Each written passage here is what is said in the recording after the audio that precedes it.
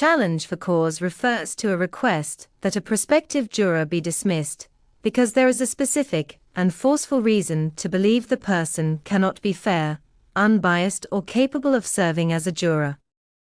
Causes include acquaintanceship with either of the parties, one of the attorneys or a witness, the potential juror's expression during voir dire, questioning of the prospective jurors, of inability to be unbiased due to prior experience in a similar case, having been convicted of drunk driving, being a battered wife, etc., any obvious prejudice, or inability to serve, such as being mentally disturbed.